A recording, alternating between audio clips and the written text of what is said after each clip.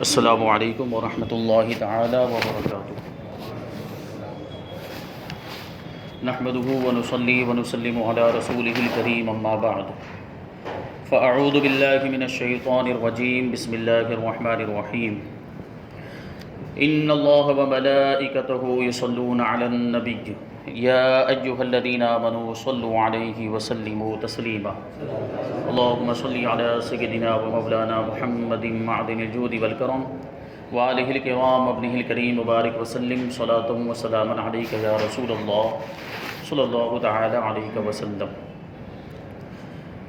عزیزان ملت اسلامیہ، گزشتہ جمعرات کو ہم نے قرآن پاک کی حقیقت کو سماعت کیا، قرآن پاک کے تعارف کو سماعت کیا کہ قرآن پاک ہے کیا۔ یہ اللہ تبارک و تعالیٰ کا کلام ہے اور قرآن پاک 23 سال میں تھوڑا تھوڑا کر کے نازل ہوتا رہا، جبکہ اس سے پہلے والی جو آسمانی کتابیں ہوا کرتی تھی وہ ایک ساتھ میں نازل کی جاتی تھی، لیکن قرآن پاک کو ضرورت کے مطابق تھوڑا تھوڑا کر کے نازل کیا گیا۔ اس کے بعد قرآن پاک کے اسماء شمار کرائے گئے تھے کہ قرآن پاک کے نام کیا کیا ہیں۔ پھر ایک چیز یہ بیان کی گئی کہ قرآن کی عظمت اور قرآن کی فضیلت خود قرآن پاک کے اندر بھی بیان کی گئی ہیں۔ قرآن پاک اللہ تبارک و تعالیٰ کا کلام ہے اور اللہ تبارک و تعالیٰ نے اس کی فضیلت کو اور اس کی عظمت کو اجاگر کرنے کے لیے قرآن پاک کے اندر بہت ساری آیتیں نازل فرمائی ہیں۔ ان میں سے ہم انشاءاللہ تبارک و تعالیٰ 11 آیتیں سماعت کریں گے اور 11 آیتوں کے ضمن میں بھی کچھ دوسری آیتیں بھی ہیں، انشاءاللہ تبارک و تعالیٰ وہ بھی ہم سماعت کریں گے۔ ان میں سے 2 آیات جو ہے ہم نے گزشتہ جمعرات کو سماعت کی تھی۔ تیسرے نمبر پر آیت ہے کہ تمام جن و انس مل کر اور ایک دوسرے کی مدد کر کے بھی قرآن عظیم جیسا کلام نہیں لا سکتے۔ اگر سارے جنات اور سارے انسان مل جائیں اور ایک دوسرے کی مدد کریں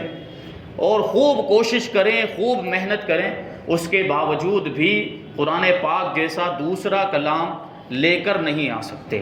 قرآن پاک جیسا دوسرا کلام وہ بنا نہیں سکتے ہیں، کیونکہ قرآن پاک بے مثل اور بے مثال ہے۔ اور کیوں نہ ہو، کیونکہ قرآن پاک اللہ تبارک و تعالیٰ کا کلام ہے اور اللہ کے کلام کے مقابلے میں کوئی دوسرا کلام ہو ہی نہیں سکتا ہے۔ اللہ تبارک و تعالیٰ ارشاد فرماتا ہے قُلْ لَئِنِ اجْتَمَعَتِ الْإِنسُ وَالْجِنُّ عَلَىٰ أَن يَأْتُوا بِمِثْلِ هَٰذَا الْقُرْآنِ لَا يَأْتُونَ بِمِثْلِهِ وَلَوْ كَانَ بَعْضُهُمْ لِبَعْضٍ ظَهِيرًا۔ تم فرماؤ اگر آدمی اور جن سب اس بات پر متفق ہو جائیں، جمع ہو جائیں کہ اس قرآن کی مانند لے آئیں، یعنی اس قرآن کے جیسا دوسرا کلام لے کر آئیں، تو اس کا مثل یعنی اس کے جیسا دوسرا کلام نہ لا سکیں گے، اگرچہ ان میں ایک دوسرے کا مددگار ہو جائے۔ یعنی جنات اور انسان مل کر ایک دوسرے کی مدد کریں تب بھی قرآن پاک جیسا دوسرا کلام نہیں لے کر آ سکتے۔ نمبر 4، یہ قرآن باطل کی رسائی سے دور ہے۔ باطل حق کے مقابلے میں، سچ کے مقابلے میں جو ہوتا ہے اس کو باطل کہا جاتا ہے، جو جھوٹا ہوتا ہے، جس کا حقیقت سے کوئی تعلق نہیں ہوتا۔ تو قرآن پاک سے باطل کو دور رکھا گیا، کیونکہ قرآن پاک حق ہے اور سچا کلام ہے، اس میں باطل کی کوئی رسائی اور کوئی پہنچ نہیں ہے۔ باطل اس میں کسی بھی اعتبار سے داخل نہیں ہو سکتا، شامل نہیں ہو سکتا، اور کسی بھی اعتبار سے اس کے قریب بھی نہیں پہنچ سکتا ہے۔ اسی کو فرمایا کہ یہ قرآن پاک باطل کی رسائی سے دور ہے، کہ اس کے پاس کسی طرف سے باطل نہیں آ سکتا ہے، جیسا کہ اللہ تبارک و تعالیٰ ارشاد فرماتا ہے لا یأتیہ الباطل من بین یدیہ ولا من خلفہ تنزیل من حکیم حمید، کہ باطل اس کے سامنے اور اس کے پیچھے کسی بھی طرف سے بھی اس کے پاس نہیں آ سکتا۔ قرآن پاک میں باطل کو کوئی دخل نہیں۔ وہ قرآن اس کی طرف سے نازل کیا ہوا جو حکمت والا، تعریف کے لائق ہے۔ اب یہ دلیل بھی پیش کر دی گئی کہ باطل کیوں نہیں آ سکتا، کیونکہ قرآن پاک تو اللہ تبارک و تعالیٰ کا نازل کیا ہوا ہے۔ جب قرآن پاک اللہ کا کلام ہے تو اس میں باطل کی اور جھوٹ کی کوئی گنجائش ہو ہی نہیں سکتی۔ قرآن پاک پورا کا پورا سچا ہے اور حق پر مشتمل ہے۔ نمبر 5، یہ کلام سیدھا اور مستقیم ہے اور اس میں کسی قسم کی کوئی کجی اور ٹیڑھا پن نہیں ہے۔ کوئی مشکل ہو، کوئی دشواری ہو اور کوئی کجی یا ٹیڑھا پن قرآن پاک میں بالکل ایسا نہیں، کیونکہ کجی ہونا یا ٹیڑھا پن ہونا یا مشکل دشواریاں ہونا یہ ایک عیب ہوا کرتے ہیں، یہ برائیاں ہوا کرتی ہیں، اور قرآن پاک اللہ کا کلام ہے، اللہ کے کلام میں کوئی عیب کیسے ہو سکتا ہے؟ اللہ خود بھی تمام عیبوں سے پاک ہے اور اس کا کلام بھی تمام عیبوں سے پاک ہے، بلکہ نہایت معتدل، درمیانی، بالکل ساری باتیں جو اس میں بیان کی گئی نہ بہت زیادہ سخت باتیں ہیں نہ بہت زیادہ آسان ہے، بلکہ درمیان۔ اسلام کا بھی یہی معاملہ ہے۔ آج کل کہہ دیا جاتا ہے کہ اسلام میں بہت زیادہ سختی ہے، معاذ اللہ، اسلام پر عمل کرنا اس زمانے میں بہت دشوار ہے، یہ ہے وہ ہے، اس طرح کی باتیں، جبکہ اللہ تبارک و تعالیٰ قرآن مقدس میں ارشاد فرماتا ہے لا یکلف اللہ نفسا الا وسعها، کہ اللہ تبارک و تعالیٰ کسی جان پر اس کی طاقت سے زیادہ بوجھ ڈالتا ہی نہیں ہے۔ تو اسلام میں جو احکام رکھے گئے وہ انسان کی طاقت کے مطابق ہی رکھے گئے،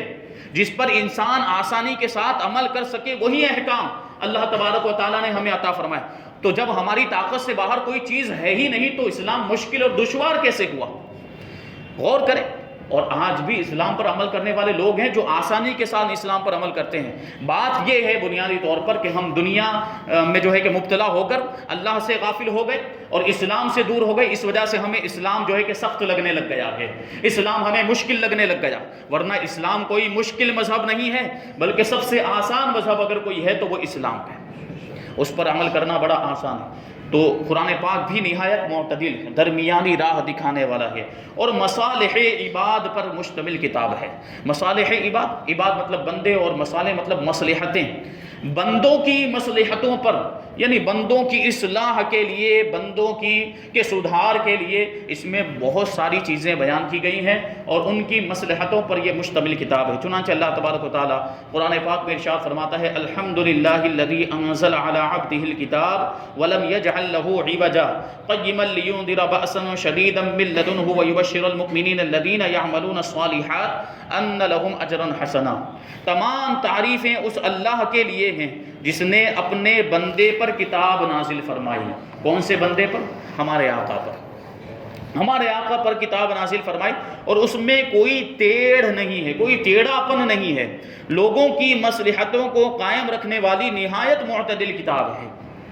تاکہ اللہ کی طرف سے سخت عذاب سے ڈرائے اور اچھے اعمال کرنے والے مومنوں کو خوشخبری دے کہ ان کے لیے اچھا ثواب ہے۔ اب دیکھیں دونوں چیزیں بیان کی گئی، معتدل کس اعتبار سے ہے، درمیانی راستہ بتانے والی کتاب کس اعتبار سے ہے کہ اگر کوئی خدا کی نافرمانی کرتا ہے، اگر کوئی کفر اختیار کرتا ہے، کوئی کافر ہو جاتا ہے، تو اس کے لیے قرآن پاک کے اندر جہنم میں لے جانے کی وعید بھی ہے، جہنم میں جانے کی وعید کہ کوئی کافر ہو تو وہ جہنم میں جائے گا، لیکن ساتھ ہی ساتھ جو ایمان لائے اس کو جنت کی بشارت بھی دی گئی۔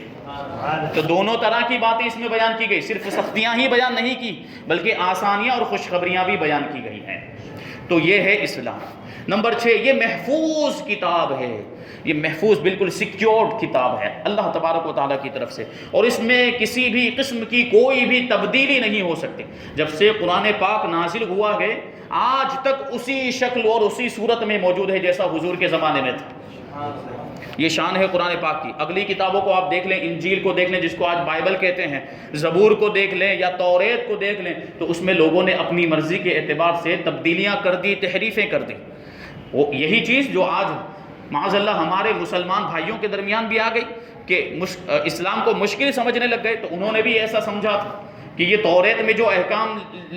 لکھے ہوئے ہیں یہ بڑے مشکل ہیں، زبور میں، انجیل میں جو احکام بڑے مشکل ہیں، تو انہوں نے اپنی آسانی کے لیے اپنی مرضی کے مطابق ان احکام کو تبدیل کر دیا۔ قرآن جو اللہ تبارک و تعالیٰ کی آیتیں ان کتابوں کے اندر تھی ان کو انہوں نے تبدیل کر دیا، لیکن قرآن پاک کا ایک معجزہ یہ ہے کہ یہ کتاب محفوظ ہے، جیسی اللہ کے رسول کے زمانے میں تھی آج بھی اسی حالت میں موجود ہے۔ اللہ تبارک و تعالیٰ نے خود اس کی حفاظت کا ذمہ جو ہے کہ اللہ تبارک و تعالیٰ نے اپنے ذمہ کرم پر لے لیا ہے، اور اس میں کوئی بھی تبدیلی نہیں ہو سکتی کیونکہ اس کی حفاظت کا ذمہ خود اللہ تبارک و تعالیٰ نے لیا ہے۔ چنانچہ ارشاد فرماتا ہے اِنَّا نَحْنُ نَزَّلْنَا الذِّكْرَ وَإِنَّا لَهُ لَحَافِظُونَ، بے شک ہم نے اس قرآن کو نازل کیا ہے اور بے شک ہم خود اس کی حفاظت کرنے والے ہیں۔ اب سوچ لیں کہ جس کی حفاظت کرنے والا خود اللہ تبارک و تعالیٰ ہو، اس میں کوئی تبدیلی ہو سکتی ہے؟ اس کو کوئی نقصان پہنچا سکتا ہے؟ تو ظاہر سی بات ہے قرآن پاک محفوظ ہے، کیونکہ اللہ تبارک و تعالیٰ اس کی حفاظت کرنے والا ہے۔ یہ بڑی شان ہماری کتاب کو عطا کی گئی، کیونکہ اب سوچیں آپ کے جو اگلی جو کتابیں تھیں وہ ایک خاص وقت کے لیے تھی، ایک خاص زمانے کے لیے تھی، اور پھر جو ان کتابوں کے بعد دوسری کتابیں بھی آتی رہی، تو پھر ان کتابوں کی ضرورت ایک اعتبار سے جو ہے کہ ختم ہو گئی، اور انبیاء کرام بھی ایک کے بعد ایک آتے رہے۔ لیکن قرآن پاک کا معاملہ یہ ہے کہ اب قیامت تک کوئی دوسری کتاب آنے والی نہیں ہے۔ قرآن پاک کے بعد اب کوئی بھی آسمانی کتاب نہیں آئے گی، کیونکہ قیامت تک اب کوئی نبی بھی نہیں آنے والا، نئی شریعت لے کر کوئی نبی نہیں آئے گا۔ حضرت عیسیٰ علیہ السلام آئیں گے، لیکن وہ ہمارے نبی کی ہی شریعت پر عمل کریں گے۔ تو ہمارے نبی آخری نبی ہیں، تو ہمارے نبی کے بعد جب کوئی دوسرا نبی نہیں آ سکتا ہے تو دوسری کتاب کیسے آ سکتی ہے؟ تو ظاہر سی بات ہے اس کتاب کا محفوظ ہونا بھی ضروری تھا، تاکہ قیامت تک لوگ اس پر عمل کر سکیں۔ تو اللہ تبارک و تعالیٰ نے اس کتاب کو محفوظ کر دیا تاکہ یہ لوگوں کے لیے ہدایت اور رہنمائی کا کام کرتی ہی رہے اور قیامت تک کرتی رہے۔ تو اِنَّا نَحْنُ نَزَّلْنَا الذِّكْرَ وَإِنَّا لَهُ لَحَافِظُونَ۔ نمبر 7، یہ جامع العلوم کتاب ہے کہ اولین اور آخرین کا علم اس کتاب میں موجود ہے۔ جو پہلے گزر گئے جیسے انبیاء کرام کے تذکرے بھی موجود ہیں، اس میں اگلی امتوں کا ذکر بھی موجود ہے، یہاں تک کہ حضرت آدم علیہ السلام کا، جنت کا، دوزخ کا سارا جو ہے کہ ذکر اور تذکرہ اس کتاب کے اندر موجود، اور آخرین کا ذکر بھی موجود، جو بعد میں آنے والے تھے ان کا بھی ذکر اس کتاب کے اندر موجود ہے۔ تو اس اعتبار سے دیکھیں تو تمام اولین اور آخرین کے علوم کو اس کتاب کے اندر جمع کر دیا گیا، یہ بھی شان ہے۔ تو جس کے پاس جیسا علم ہوتا ہے، جس کے پاس جیسی نگاہ ہوتی ہے، وہ قرآن سے ایسی معلومات حاصل کرتا ہے، ورنہ قرآن پاک کے اندر تو سب کچھ بیان کر دیا گیا۔ تبیانا لکل شیء، کہ قرآن پاک کے اندر ہر چیز کا بیان موجود ہے۔ اب جس کے پاس جیسا علم ہوگا، جیسا ظرف ہوگا، جیسی نگاہ ہوگی، اس اعتبار سے وہ اس میں سے مسائل نکالے گا۔ ایک واقعہ یاد آ گیا کہ حضرت پیر مہر علی شاہ رحمۃ اللہ تعالی علیہ سے کسی نے یہی سوال پوچھ لیا کہ آپ لوگ کہتے ہیں کہ قرآن پاک کے اندر ہر چیز کا بیان موجود ہے، تبیانا لکل شیء۔ تو حضرت پیر مہر علی شاہ رحمۃ اللہ تعالی علیہ نے فرمایا کہ قرآن پاک کے اندر ہر چیز کا بیان موجود ہونے کا مطلب یہ ہے کہ اس میں اصول اور ضوابط اور قوانین بیان کر دیے گئے پوری زندگی کے لیے۔ اب انہی اصول کی روشنی میں، انہی قوانین اور ضوابط کی روشنی میں آدمی اپنی زندگی گزارتا رہے، تو پوری زندگی کے اندر وہ اصول اس کی رہنمائی کریں گے، اور وہ جو قوانین جو قرآن پاک کے اندر بیان کر دیے گئے ہیں، جو رولز بیان کر دیے گئے ہیں، وہ پوری زندگی کے لیے کافی ہیں۔ اس اعتبار سے فرمایا گیا کہ تبیانا لکل شیء۔ تو نہیں، وہ جو آیا تھا منکر، وہ اعتراض کرنا ہے، آپ تو کہتے ہیں کہ ہر چیز کا بیان موجود ہے۔ تو حضرت پیر مہر علی شاہ جو اللہ کے ولی بھی تھے، وہ کہتے ہیں کہ جب تو کہتا ہے تو پوچھ، اب کیا پوچھنا چاہتا ہے، میں بتاتا ہوں تجھے قرآن سے جواب دوں۔ اب اس نے سوال پوچھا کہ آپ کہتے ہیں کہ امام جو ہے کہ قرآن پاک کے اندر ہر چیز کا بیان موجود ہے، تو اب بتائیے کہ حضرات حسنین کریمین کا ذکر قرآن میں کہاں پر ہے؟ امام حسن کا اور امام حسین کا ذکر کہاں پر ہے؟ تو حضرت پیر مہر علی شاہ ارشاد فرماتے ہیں کہ پورا قرآن تو چھوڑ، بسم اللہ کے اندر ہی امام حسن اور امام حسین کی پیدائش کا بھی ذکر ہے، ان کا نام بھی موجود ہے، ان کی امامت کا بھی ذکر ہے، اور ان کی شہادت کا بھی ذکر ہے۔ بسم اللہ الرحمن الرحیم کے عدد کتنے ہوتے ہیں؟ 786۔ تو انہوں نے پورا حساب لگا کے ان کو بتایا کہ کس طریقے سے امامت حسین کے انہوں نے عدد نکالے، ولادت کا جو سال تھا اس کے عدد نکالے، اور پھر شہادت کا جو سال تھا اس کے عدد نکالے، اسی طرح حضرت امام حسن کی ولادت کا جو سال تھا اس کے عدد نکالے، اور آپ کے نام کے عدد نکالے، امامت کے عدد نکالے، اسی طرح آپ کی شہادت کا جو سال تھا اس کے عدد، اور سب کو جوڑا تو 786 ہو گیا۔ تو اس کو جواب دیتے ہیں منکر کو کہ تو پوچھ رہا تھا کہ ان کا ذکر کہاں ہے، دیکھ لے صرف بسم اللہ کے اندر ان کی ولادت، ان کی پیدائش کا بھی ذکر ہے، اور ان کی امامت کا بھی ذکر ہے، ان کا نام بھی موجود ہے، اور ان کی شہادت کا بھی ذکر ہے۔ تو جیسی جس کی نگاہ ہوتی ہے اس اعتبار سے قرآن پاک سے لوگ معلومات حاصل کرتے ہیں۔ تو یہ ایسی کتاب ہے، اللہ تبارک و تعالیٰ نے اس میں سارے علوم کو جمع کر دیا۔ ارشاد فرماتا ہے وَنَزَّلْنَا عَلَيْكَ الْقُرْآنَ وَنَزَّلْنَا عَلَيْكَ الْكِتَابَ تِبْيَانًا لِكُلِّ شَيْءٍ، اور ہم نے تم پر یہ قرآن اتارا جو ہر چیز کا روشن بیان ہے۔ حضرت مولا کائنات علی مرتضیٰ شیر خدا رضی اللہ تعالیٰ عنہ کے پاس ایک شخص آیا، اور غالباً یہودی تھا، وہ آیا اور اس نے آنے کے بعد یہی سوال کیا کہ تم لوگ کا دعویٰ ہے کہ قرآن پاک کے اندر ہر چیز کا بیان موجود ہے، تم یہ دعویٰ کرتے ہو، تو بتاؤ تمہاری داڑھی اور میری داڑھی کا ذکر قرآن میں کہاں پر ہے؟ تو مولا کائنات تو باب علم جو ہے شہر علم کے دروازہ ہے۔ اللہ کے رسول نے ارشاد فرمایا انا مدینۃ العلم وعلی بابھا، کہ میں علم کا شہر ہوں تو علی اس کا دروازہ ہے۔ تو پیر مہر علی شاہ کا آپ نے واقعہ سنا، حضور کی امت کے ولی کا یہ معاملہ ہے تو حضرت مولا کائنات تو ولیوں کے سردار ہیں، سارے ولیوں کو جو ولایت ملتی ہے ان کے دربار سے ملتی ہے، تو ان کے علم کا معاملہ کیا ہوگا؟ تو انہوں نے ارشاد فرمایا ہاں تیری داڑھی کا ذکر بھی قرآن پاک میں موجود ہے اور میری داڑھی کا ذکر بھی قرآن پاک میں موجود ہے۔ 8ویں پارے کی آیت ہے والبلد الطیب یخرج نباتہ بإذن ربی والذی خبث لا یخرج الا نکدا، کہ جو زمین سرسبز و شاداب ہوتی ہے، جو بنجر نہیں ہوتی، وہاں سے جو کھیتی ہوتی ہے وہ اللہ کے حکم سے بڑی اچھی نکلا کرتی ہے،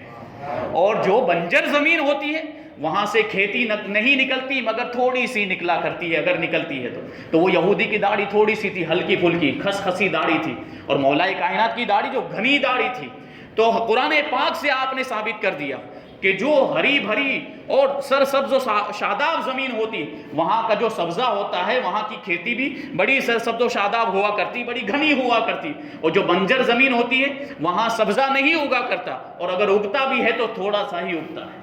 تو وہ خاموش ہو گیا اور ہکا بکا رہ گیا اور واپس ہو گیا۔ تو دیکھیں قرآن پاک کے اندر ہر چیز کا بیان اس اعتبار سے موجود ہے، اور ارشاد اللہ تبارک و تعالیٰ کا ہے کہ ما فرطنا فی الکتاب من شیء، ہم نے اس کتاب میں کسی شے کی کوئی کمی نہیں چھوڑی، ہر چیز کو بیان کر دیا۔ ترمذی شریف کی حدیث ہے، نبی کریم صلی اللہ علیہ وسلم نے ارشاد فرمایا کتاب اللہ میں، اللہ کی کتاب میں یعنی قرآن پاک میں تم سے پہلے واقعات کی بھی خبر ہے، انبیاء کرام کے واقعات، اگلی امتوں کے واقعات بھی موجود ہے، تم سے بعد کے واقعات کی بھی خبر ہے، اور تمہارے آپس کے فیصلے بھی اس میں موجود ہیں۔ اگر کسی معاملے میں لڑائی ہو جائے، جھگڑا ہو جائے، تو فیصلہ قرآن پاک کے مطابق بھی کیا جا سکتا ہے، کہ سارے فیصلے، سارے اصول و قوانین قرآن پاک کے اندر موجود۔ حضرت عبداللہ ابن مسعود رضی اللہ تعالیٰ عنہ فرماتے ہیں قرآن مجید ہر نافع علم پر مشتمل ہے، یعنی ہر نفع بخش علم، نفع پہنچانے والا فائدہ مند علم قرآن پاک کے اندر بیان کیا گیا، یعنی اس میں گزشتہ واقعات کی خبریں اور آئندہ ہونے والے واقعات کا علم موجود ہے، ہر حلال و حرام کا حکم اس میں مذکور ہے، ہر حلال اور حرام کو اس میں بیان کر دیا گیا، اور اس میں ان تمام چیزوں کا علم ہے جن کی لوگوں کو اپنی دنیاوی، دینی، معاشی اور اخروی معاملات میں ضرورت پڑتی ہے۔ میں نے ابھی بیان کیا کہ قرآن پاک کے اندر اصول و قوانین، رولز اور ریگولیشن بیان کر دیے گئے ہیں۔ اب انسان اس کے مطابق اپنی پوری زندگی گزارے، چاہے دنیاوی معاملات ہوں تب بھی قرآن اس کی رہنمائی کرتا ہوا نظر آتا ہے، چاہے دینی معاملات ہوں تب بھی قرآن پاک انسان کی رہنمائی کرتا ہوا نظر آتا ہے، معاشی معاملات ہو کہ انسان زندگی کس طریقے سے گزارے، کس طریقے سے کمائے، کھائے پیے، اپنے بچوں کو کھلائے، اپنی بیوی کو کھلائے، اپنے گھر والوں کو کھلائے، یہ سارے احکام اور یہ سارے اصول و قوانین قرآن پاک کے اندر بیان کیے گئے ہیں۔ تو دنیا کے معاملات ہوں یا آخرت کے معاملات ہوں وہ بھی قرآن پاک کے اندر بیان کر دیے گئے ہیں، کہ اگر تم اللہ تبارک و تعالیٰ کی فرما برداری کرو گے، اس کی اطاعت کرو گے، رسول اللہ کی پیروی کرو گے تو تمہیں جنت ملے گی، اور اگر اللہ کی نافرمانی کی اور اس کے ساتھ کفر کیا یا شرک کیا اور رسول اللہ صلی اللہ علیہ وسلم کا انکار کر دیا معاذ اللہ، تو پھر تمہیں جہنم میں جانا ہوگا۔ یہ سارے احکام اور اصول و قوانین قرآن پاک کے اندر بیان کر دیے گئے ہیں۔ ابھی اور بہت سی آیتیں باقی ہیں، انشاءاللہ تبارک و تعالیٰ اس کو آئندہ ہفتے بیان کیا جائے گا۔ اللہ تبارک و تعالیٰ کی بارگاہ میں دعا ہے کہ جو کچھ بھی بیان ہوا اس پر مجھے، آپ کو، ہم سب کو عمل کرنے کی توفیق عطا فرمائے، اور قرآن پاک کے نور سے ہم سب کے دلوں کو منور اور روشن فرمائے۔ وما علینا الا البلاغ۔